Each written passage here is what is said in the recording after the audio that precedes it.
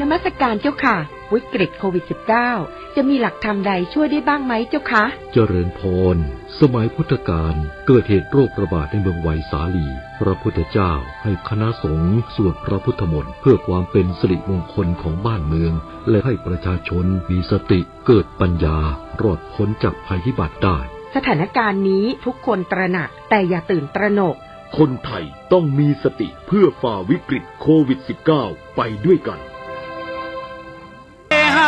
จงพากันไหว้พระสวดมนต์ทุกวันไป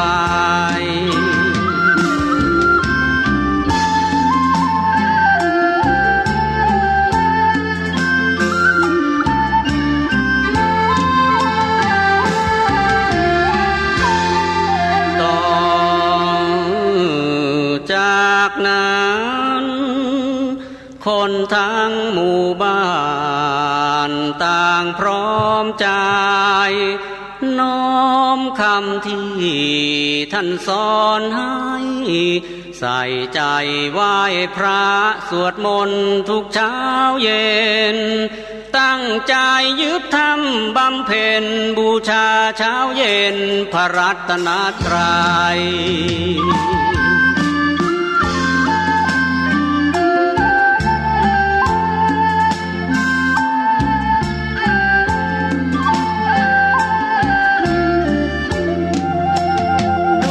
เดชะพระธรรม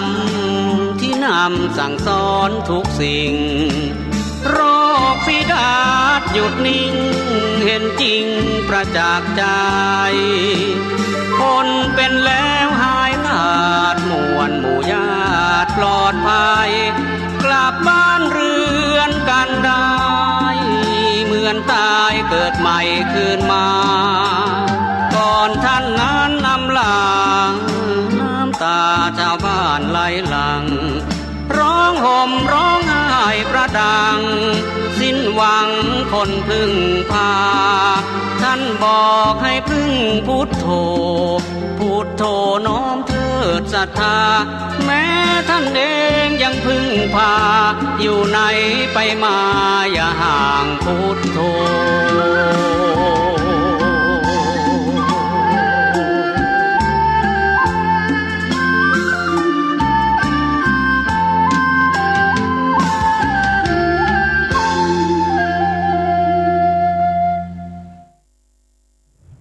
เจ้าน้อมไปมาอย่าห่างพุทโธนะเจ้า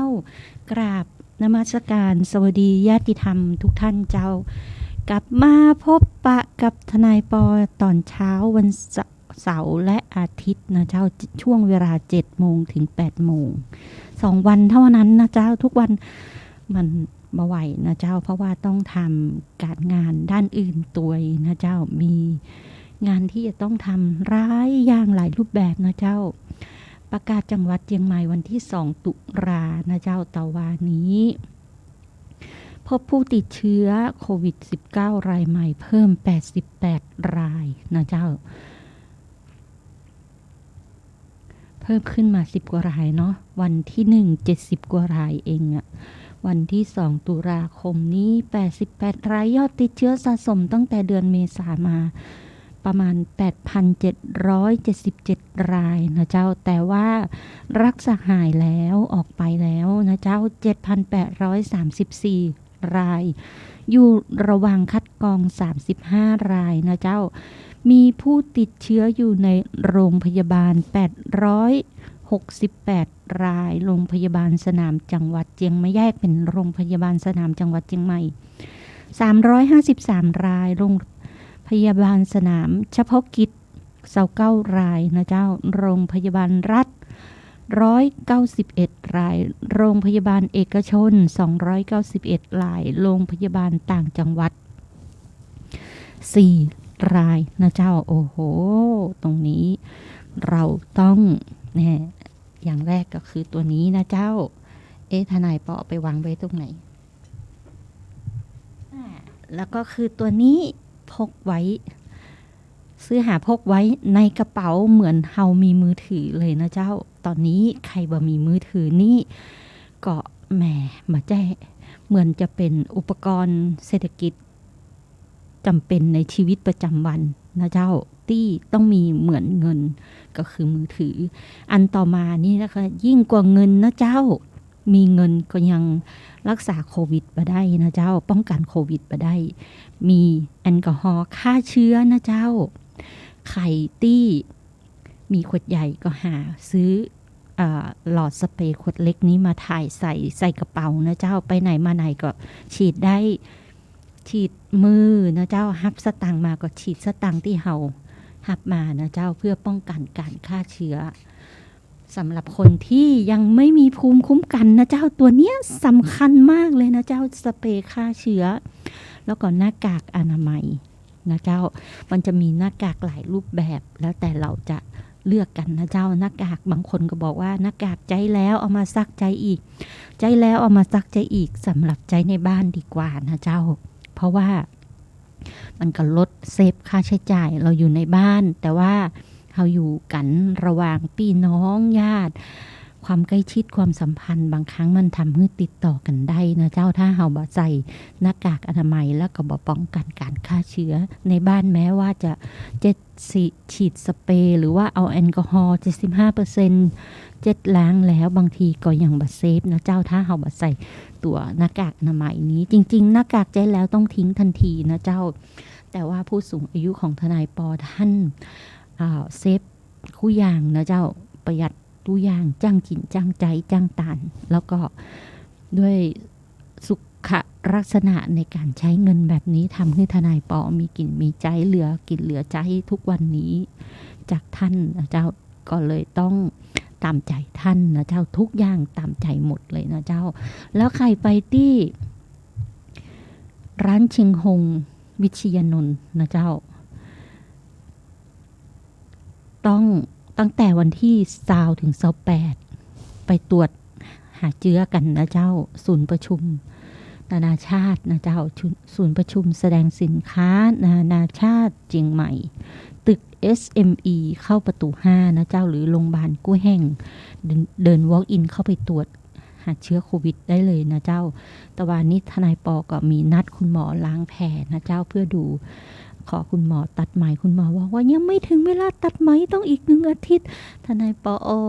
ยมันเกะกะมือจังเลยนะเจ้าพอดีทนายปอแบบอยากลองขามลองกระดูกตัวเองอะว่ามันจะดีแค่ไหนกระดูกนิ้วนะเจ้าปิดประตูโอ้ยลืมเอามือออกจากขอบประตูโดนไปเสีย 5-6 เข็มนะเจ้าก็ตรงนี้ก็ต้องไปล้างแผลเกือบกว่าวันแล้วก็ไปคือหมอเป็นเย็บก่อนกำแรกนะเจ้าตะวันนี่ไปเติมยาฆ่าเชื้อสักเข็ม1คุณหมอบอกอ้าววันนี้เติมยาฆ่าเชื้อ1 เข็มก็เติมยาแก้ดื้อนะเจ้าตอนนี้เชียงใหม่สสจ.เชียงใหม่เพิ่นประกาศนะเจ้าใครจองวัคซีนบูสเตอร์เข็ม3สำหรับคนฉีดชิโนแวคนะเจ้าครบ2 เข็มก่อนวันที่1 มิถุนายนยังบ่เคยรับวัคซีนบูสเตอร์เข็ม3คือไปลงทะเบียนรับวัคซีนเข็ม3นะเจ้าที่กระแปงเวียงจะเรียกฉีดเมื่อจังหวัดเชียงใหม่รับการจัดสรรวัคซีนบูสเตอร์เข็ม3นะเจ้าตรงนี้ฮือเปิ้นฮือลงชื่อเพื่อจองฉีดเข็ม3นะเจ้าเพราะว่าก็ตามสถานการณ์ปัจจุบันนะเจ้าแคมเปญพิเศษสำหรับคนที่ป่าอันนี้ตั้งแต่4 ถึง 11 ตุลาทนายปอป่าไปตั้งแต่ก่อนกันยานะเจ้าสำหรับคนที่ป่าผู้สูงอายุ60 ปีขึ้นไปผู้ป่วย7 โรคเรื้อรังไปฉีดวัคซีน19จะได้รับสิทธิ์ฉีดนำมาฉีด1 ท่านก็คือคนป่าไป1 คนนะเจ้าได้ฉีดภูมิคุ้มกันก็8 โมงถึง 15 โมงนะเจ้าที่ไหนเปิ้นบอกที่ไหนเข้าเว็บไซต์กระแปงเมืองหน่วยฉีดทุกแห่งนะเจ้า8 โมงถึงบ่าย 3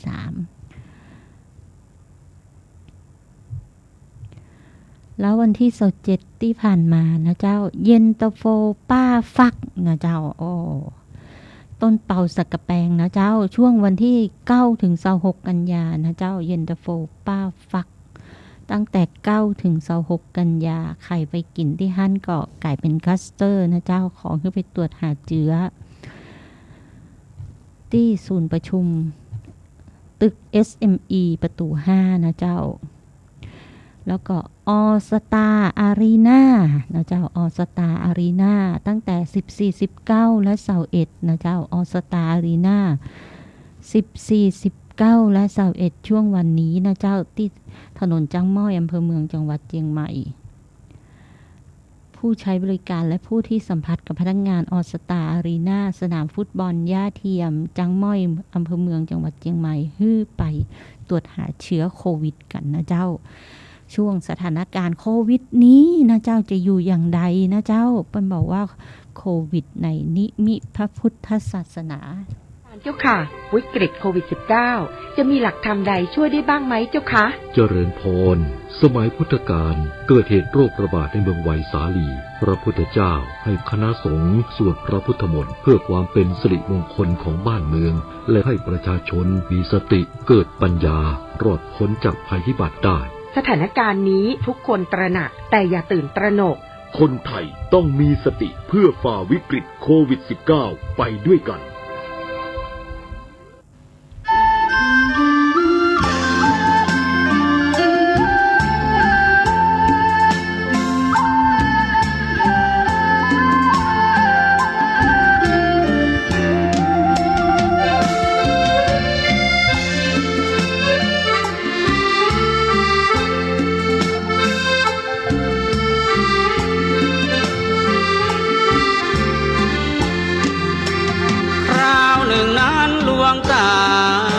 เดินผ่านป่าช้าฝีดาดคนล้มตายเกลื่อนกลาดอเนจอนาถใจหมู่บ้านร้อยหลังคาต่างพากันแตกหนีตายทิ้งบ้านร้างเรียงรายหนีตายไม่ห่วงหลังหมู่บ้านนั้นตายกันถึงวันละ10 กว่าศพมองในล้วนควันกลบกองไฟเผาศพไม่จางคนตายแล้วเผาไหม้คนใกล้ตายร้องป่วนครวญครางทั้งสองฝากทางมิวางลามล้นคนตาย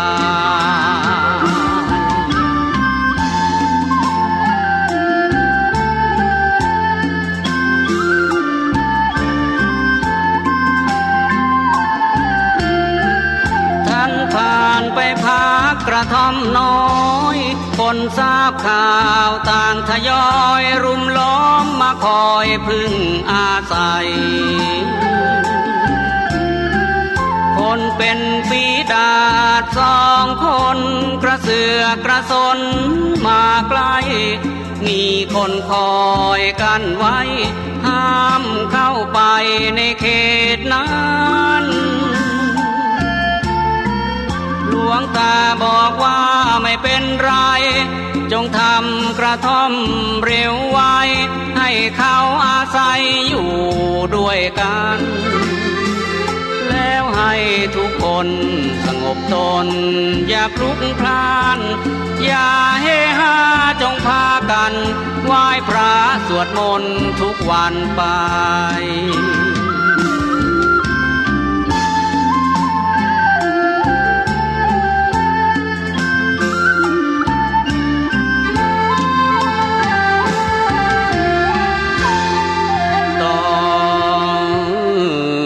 จากนั้นคนทั้งหมู่บ้านต่างพร้อมใจน้อมคำที่ท่านสอนให้ใส่ใจไหว้พระสวดมนต์ทุกเช้าเย็นตั้งใจยึดธรรมบำเพ็ญบูชาเช้าเย็นพระรัตนตรัย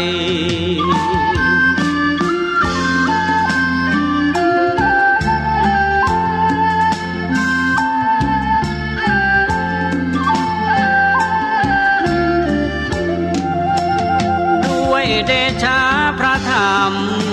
ที่น ำสั่งสอนทุกสิ่งโรคฝีดาษหยุดนิ่งเห็นจริงประจักษ์ใจคนเป็นแล้วหายขาดมวลหมู่ญาติปลอดภัยกลับบ้านเรือนกันได้เหมือนตายเกิดใหม่คืนมาก่อนท่านนั้นอำลาน้ำตาชาวบ้านไหลหลั่งร้องห่มร้องไห้ประดังสิ้นหวังคนพึ่งพาท่านบอกให้พึ่งพุทโธพุทโธน้อมเถิดศรัทธาแม้ท่านเองยังพึ่งพาอยู่ไหนไปมาอย่าห่างพุทโธ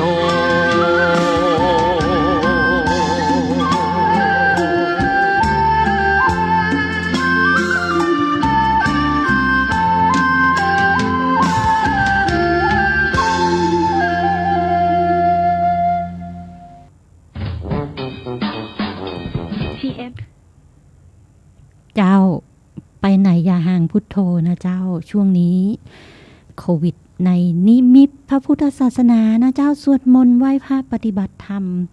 ก่อนออกจากบ้านก่อนหลังเข้านอนนะเจ้าก่อนนอนนะเจ้ากราบหมอนจะได้รับอยู่เป็นสุขในสติมีธรรมะอยู่ตลอดนะเจ้ามันบอกว่าธรรมะปิติสุขขังเสติผู้อื่นในธรรมย่อมนอนผู้มีมาใจผู้อิ่มในธรรมย่อมนอนเป็นสุขนะเจ้าเป็นธรรมะจากองค์พระพุทธเจ้านะเจ้าตรงนี้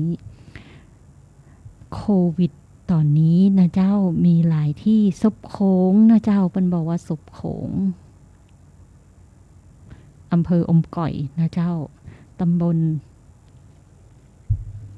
นาเกียนนะเจ้าตำบลศพโขงตำบลนาเกียนอำเภออมก๋อยนะเจ้าก็ต้องระวังนะเจ้าผู้ติดเชื้อในจังหวัดนะเจ้าสตองซิสเต็มนะเจ้าออสตาอารีนาหมูกระทะฟ้าใสนะเจ้าร้านเวียงโฮมคุกกิ้งคาเฟ่นะเจ้าร้านเชียงฮงเครื่องครัวนะเจ้าแล้วหมู่2ปารานนะเจ้าดอยสะเก็ดเย็นตาโฟป้าฟักนะเจ้าหมู่3เมืองแพงเวียงแหงเซเว่นอีเลเว่นปตท.สันคือนะเจ้าตรงนี้ไปตรวจกันนะเจ้าผู้ติดเชื้อจากต่างจังหวัดทั้งหมดนะเจ้าเป็นคลัสเตอร์ตอนนี้ก็ระมัดระวังกันตัวนะเจ้าแล้ววันที่1ที่ผ่านมานะเจ้าต้อนรับงานแรกที่ต้อนรับท่านผู้บริหารจังหวัดเชียงใหม่นะเจ้าไฟไหม้ข้างมอชอนี่นะเจ้าอย่างก็ร้าน ติดอยู่ที่กำอูเอาเป็นว่าไฟไหม้นะเจ้าเกิดเหตุไฟไหม้แล้วก็ผู้จัดการร้านตายร้านเปิ้นมาได้เปิดให้บริการนะเจ้าแต่เป็นร้านที่อยู่ในระหว่าง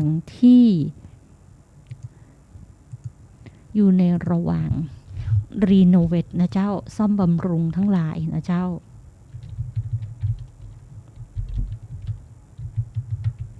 ตะวันแดงนะเจ้าแม่ทนายปอนึกตั้งหมื่นนะเจ้าไฟไหม้ตะวันแดงไฟไหม้ตะวันแดงเชียงใหม่นะเจ้าเป็นเหตุให้มีคนถึงแก่ความตาย1 คนนะเจ้าไฟคอกผู้จัดการผู้หญิงนะเจ้าผู้จัดการสาวดับคากองเพลิงถนนนิมมานนะเจ้าอำเภอเมืองเชียงใหม่ช่วงกลางวันระหว่างปิดปรับปรุง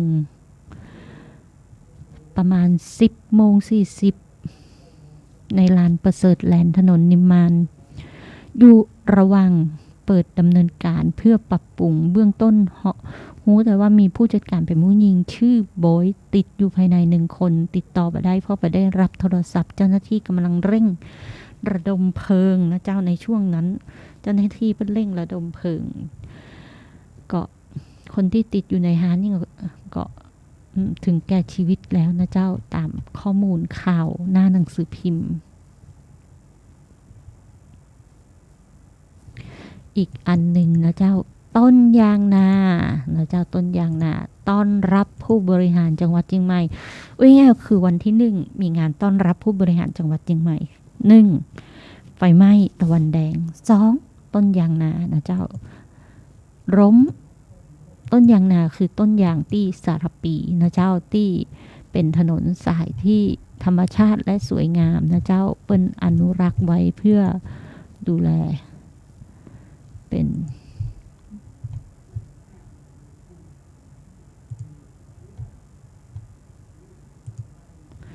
ความเสียหายนะเจ้าความเสียหายต้นยางนานี่ก็คือล้มจำนวน10ต้นนะเจ้าต้นไม้ใหญ่ล้มจำนวน2ต้นเสาไฟฟ้าแรงสูงเสียหายจำนวน41ต้นเสาไฟฟ้าแรงต่ำเสียหาย8ต้นบ้านเจ้าบ้านนะเจ้าบ้านเจ้าบ้านได้รับผลกระทบ67หลังคาเรือนเสียหายนักสุด5หลังคาเรือนนะเจ้าส่งผลให้ไฟฟ้าในพื้นที่ดับนะเจ้าเป็นวงกว้าง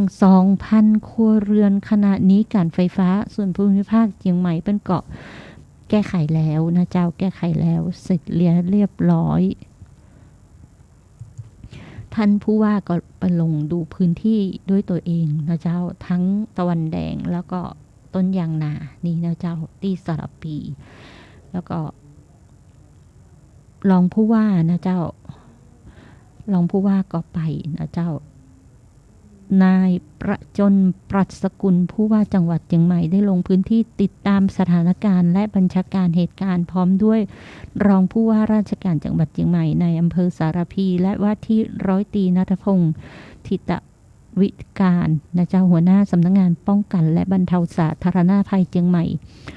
ร่วมกันนะเจ้าปฏิบัติหน้าที่แล้วก็มทบ33นะเจ้าองค์การส่วนบริหารส่วนจังหวัดเชียงใหม่อบปทนะเจ้าเทศบาลกำนันผู้ใหญ่บ้านในพื้นที่และใกล้เคียงก็ตั้งศูนย์ช่วยเหลืออำนวยการเพื่อประสานการปฏิบัติเทศบาลตำบลสารพีก็เป็นบอกว่าใครที่ไปหั่นตอนนี้ก็เลี่ยงกันนะเจ้าก็เพราะมันรถติดในเหตุการณ์อย่างอี้นะเจ้า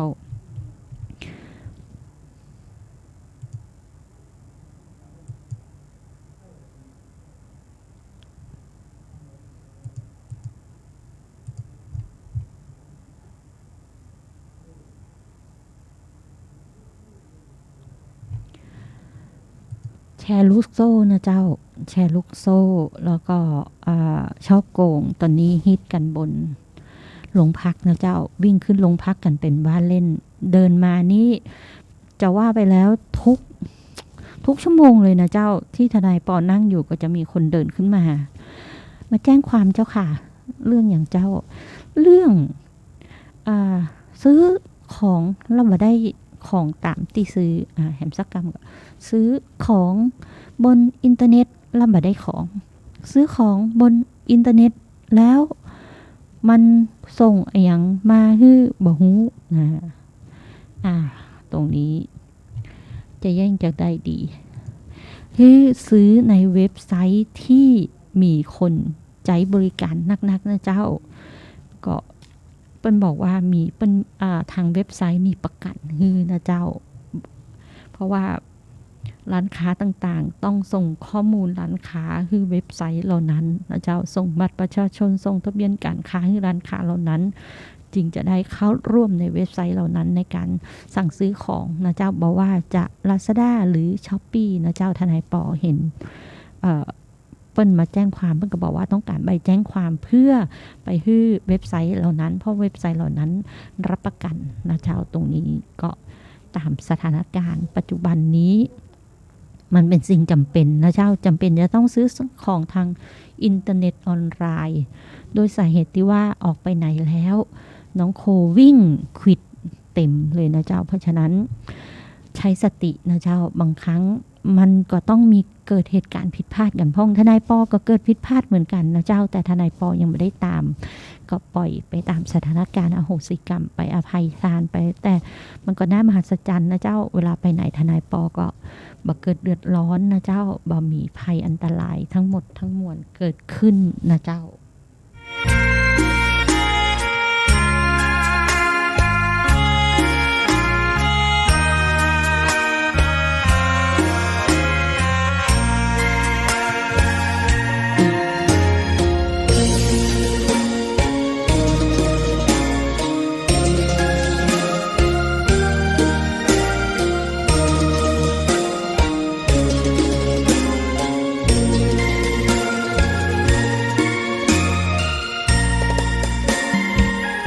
ดอกบัวดอกหนึ่ง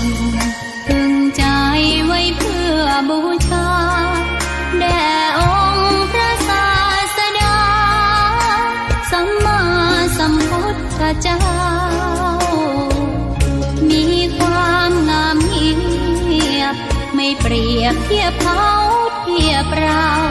ไรมองไม่งามช่างเขาแต่เจ้าก็คือดอกบัวด้วยความสัตย์ซื่อยึดถือความดีเป็นหลักใครรักไม่รักก็ไม่จมปลักมองมัวเมื่อโผล่พ้นน้ำก็เห็นความงามในตัวไม่ยึดติดในตมชั่วขอเป็นดอกบัวดอกดีใครไม่มองว่าบัวงามเด่นแต่บัวก็เป็นดอกบัวทุกวันอย่างนี้ไม่อยากเด่นดังแต่มุ่งหวังในทางเด่นดีเกิดมาเพื่อสร้างบารมีถวายชีพนี้บูชาดอกบัวดอกน้อยเฝ้าคอยคนที่ใจบุญมาโอบเอื้อเกื้อกูลรู้ค่าของบุญเก็บบัวขึ้นมาเพื่อสร้างความดีและเสริมบารมีดังว่าใช้ดอกบั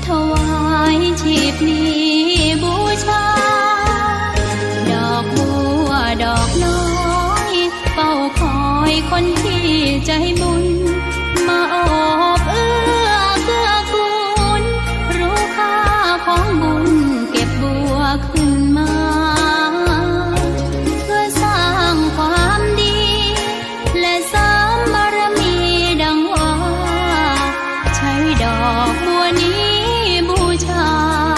พระสัมมาสัมพุทธองค์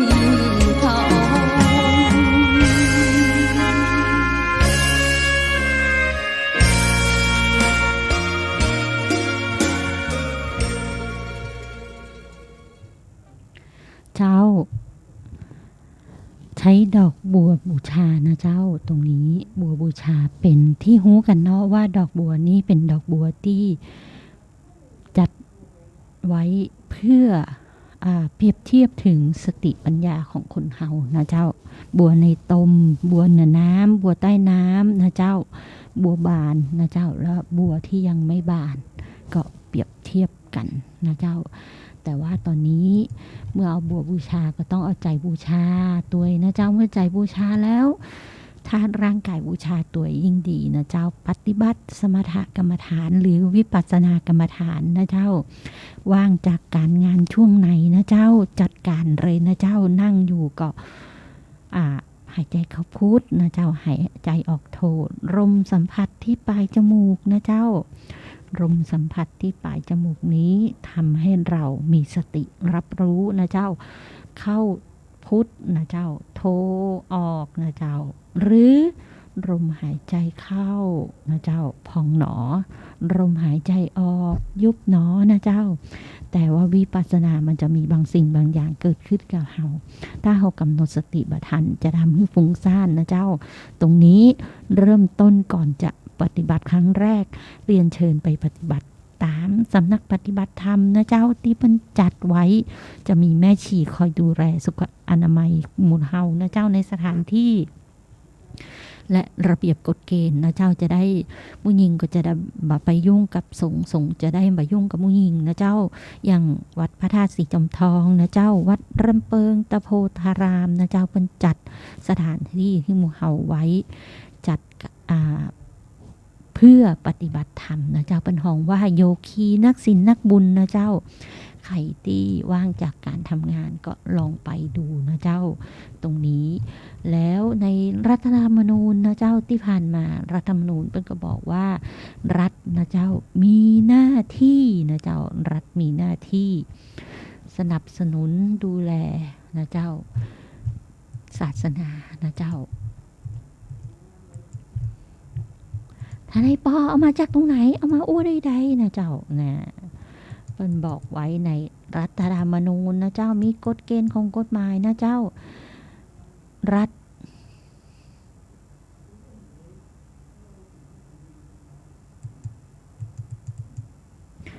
มาตรา67นะเจ้านโยบายแห่งรัฐเพิ่นบอกว่ารัฐพึงอุปถัมภ์และคุ้มครองพระพุทธศาสนาและศาสนาอื่นๆนะเจ้าในการอุปถัมภ์และคุ้มครองพระพุทธศาสนาอันเป็นศาสนาที่เจ้าบ้านตังร้ายส่วนใหญ่นับถือนะเจ้าโดย 90% นะเจ้ามาช้านานพึงส่งเสริมและสนับสนุนการศึกษาและเผยแพร่หลักธรรมของพุทธศาสนาเถรวาทเพื่อให้เกิดการพัฒนาจิตใจและปัญญาต้องมีมาตรการและกลไกในการป้องกันบ่ให้มีการบ่อนทำลายพระพุทธศาสนาไม่ว่ารูปแบบใดนะเจ้ารัฐธรรมนูญเขียนไว้และพึงส่งเสริมให้พระพุทธศาสนาพุทธศาสนิกชนมีส่วนร่วมในการดำเนินมาตรการหรือกลไกดังกล่าวนะเจ้าตรงนี้ก็ว่ากันไปนะเจ้าส่วนในเรื่องของกระบวนการยุติธรรมนะเจ้าที่มีทนายอาสาไปนั่งให้คำปรึกษากฎหมายตามสถานีตำรวจตอนนี้นะเจ้าจะมีสพอแม่ปิงนะเจ้าสพอเมืองสพอช้างเผือก3ที่นะเจ้ามาจากรัฐธรรมนูญมาตรา68รัฐพึงจัดระบบการบริหารงานในกระบวนการยุติธรรมทุกด้านให้มีประสิทธิภาพเป็นธรรมและไม่เลือกปฏิบัติและให้ประชาชนเข้าถึงกระบวนการยุติธรรมได้โดยสะดวกนี่มาจากคำนี้นะเจ้าและให้ประชาชนเข้าถึงกระบวนการยุติธรรมได้โดยสะดวกรวดเร็วและเสียค่าใช้จ่ายน้อยที่สุดนะเจ้าไม่สูงเกินควรนะเจ้าตรงนี้รัฐพึงมีมาตรการคุ้มครองเจ้าหน้าที่ของรัฐในกระบวนการยุติธรรมให้สามารถปฏิบัติหน้าที่ได้โดยเคร่งครัดปราศจากการแทรกแซงหรือครอบงำนะเจ้าตรงนี้มันยังอ่อนอยู่นะเจ้าตรงนี้ต้องเข้มแข็งขึ้นมาอีกนิดหนึ่งนะเจ้าและรัฐพึงช่วยเหลือด้านทางกฎหมายที่จำเป็นเหมาะแก่ผู้ยากไร้หรือผู้ด้อยโอกาสในการเข้าถึงกระบวนการยุติธรรมรวมตลอดถึงการจัดหาทนายให้น่ะเห็นไหมอยู่ในมาตรา68นี้ค่ะรัฐธรรมนูญท่านเขียนไว้นะเจ้าทางสภาทนายความจึงได้รับการจัดสรรทนายความไปให้ความช่วยเหลือประชาชนในด้านกฎหมายนะเจ้าตรงนี้หน้าที่ของรัฐมีอย่างแหมมีแหมเยอะแยะ ตะแป๊กไก่เลยนะเจ้าในประมวลกฎหมายรัฐธรรมนูญนะเจ้าไม่ใช่ในประมวลในพระราชบัญญัติรัฐธรรมนูญนะเจ้าเปิ้นประกาศไว้ในราชกิจจานุเบกษาตั้งแต่วันที่6 เมษายนนะเจ้าก็ตรงนี้เป็นตัวที่ช่วยได้ในหลายเรื่องนะเจ้าอย่างน้อยนะเจ้าอย่างน้อยก็รู้ถึงกระบวนการนะเจ้าบางท่านบอกว่าพอไม่ส่งพังแล้วมันโกงสตังค์กล้าพักผมไปอ่ะมันมาจ่ายกล้าพักผมก็แรกมันก็จ่ายมาเรื่อยๆกำลังก็มีดิวกันนะเจ้า7 วันพ่องเดือนพ่องถึงเวลาก็สะสมยอดไปเตี้ยวแต้วดิวแรกก็จ่ายดิว2ก็จ่ายดิว3ก็จ่ายดิว4ปันเนาะ4ปันพอมาถึงดิวที่4ปันหั่นจ่ายเกิงนึงก่อนเนอะแล้วคุณเอาพักใหม่มาแล้วเดี๋ยวผมจะจ่ายรวมกับดิว5เนอะ4ปันจ่ายไป2ปันเหลือ2ปันดิวใหม่แฮม5ปัน7ปันดิวที่6 7ปันผมขอคือแค่4ปันก่อนเนอะแล้วเดี๋ยวผมจะฮื้อรวมกับดิวที่6นะเจ้าว่ากันไปนะเจ้าคงใจลักษณะแบบบัตรเครดิตทั้งหลายมั้งคนจะชำระเท่าไหร่เต็มจำนวนหรือชำระแค่ 10% ก่อนก็ได้ตามแต่สะดวกถ้า 10% นี่หมู่บัตรเครดิตโอ้ยหวานหมูละ ได้ดอกสาวป่ายนะเจ้าแต่ถ้าเต็มจำนวนบ่ได้ดอกเลยสักบาทนะเจ้าฟรีดอกนะเจ้าเปิ้นมีระเบียบกฎเกณฑ์อย่างอันทนายปอก็มองเนาะคนที่เปิ้นมีตังค์นักๆเปิ้นอยากให้ทำอย่างอีนะเจ้าเพราะว่าจ่ายดิวแค่ 10% แต่ว่าในการประกาศพักตามท้องตลาดนะเจ้าเปิ้นบ่สามารถจะจ่ายดิวแค่ 10% ได้เพราะว่าเปิ้นต้องเอาไปหมุนกินใจกินตาลกันนะเจ้าลูกหลานเปิ้นต้องกินต้องใจนะเจ้าเป็นเอ็นดูเปิ้นเนาะเปิ้นหอบลูกหอบเมียไปแจ้งความบนโรงพักโดนโกงกล้าพักหูอยู่นะว่ามันโกงกล้าพักแต่แจ้งความเอาผิดบ่ได้นี่มันน่ามิ่งเนาะเป็นเอ็นดูพ่อกาเปิ้นบอกว่าร้านญี่ปุ่นน่ะเปิ้นโอ้ยทีแรกก็จัดดีผมก็นึกว่าเปิ้นจะซื่อสัตย์แต่ที่ไหนได้มีดีลกันเอาไปเอามา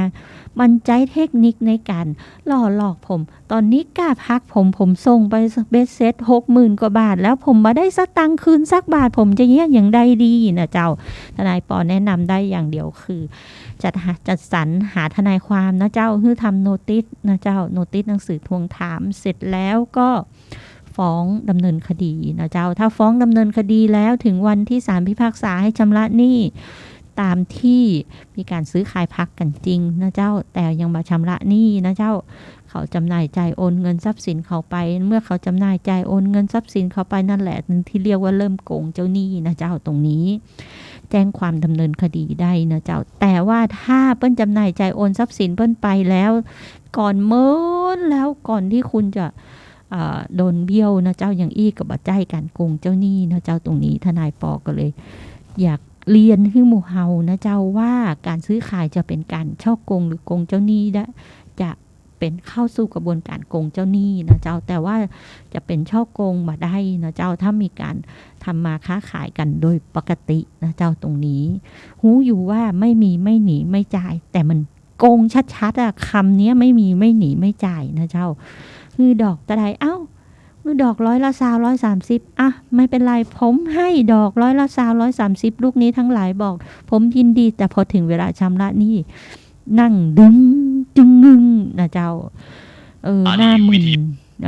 ตลกดีนะเจ้าตรงนี้ทนายปอก็ว่านะลูกนี้บางคนอย่างบางคนเจ้าบ้านนะเจ้าบ้านเดือนแรกจ่ายเดือน2จ่ายเดือน3จ่ายเดือน4เริ่มเทคนิคละแค่3วัน4วันไม่ได้เลยเหรอเอา3วัน4วันมันได้แต่คุณก็ต้องจ่ายค่าปรับตามสัญญาแต่ถ้าทำสัญญาเขียนว่าเจ้าบ้านสามารถเลิกสัญญาบอกเลิกสัญญาเช่าให้ออกได้เลยนะเจ้าลักษณะนั้นคุณถ้าเจอเจ้าบ้านใจดีก็ว่าไปปล่อยให้อยู่3เดือนติดค้างค่าเช่าก็ยังบ่จ่ายซ้ำปอตัวแกล้งเจ้าบ้านแถมยังอี้มันก็หน้ามันไส้นะลักษณะนี้นะเจ้าใส่ความเจ้าบ้านแถมต่างหากหมดเวลาสำหรับทนายปอแล้วเสาร์หน้ามาปะกันใหม่นะเจ้าเสาร์นี้สรุปเรื่องรัฐธรรมนูญที่เข้าถึงกระบวนการยุติธรรมโดยสภาทนายช่วยเหลือมีทนายที่สภอเมืองจังเผือกแม่ปิงนะเจ้าคือคำปรึกษากฎหมายฟรีนะเจ้า แต่ว่าบ่สามารถรับดำเนินกระบวนพิจารณาได้นะเจ้าหมดเวลาสำหรับทนายปอแล้วปิกมาพบกันใหม่เสาร์หน้าอาทิตย์หน้านะเจ้าช่วงเวลา 7 โมงถึง 8 โมงนมัสการลาและสวัสดีญาติธรรมทุกท่านเจ้า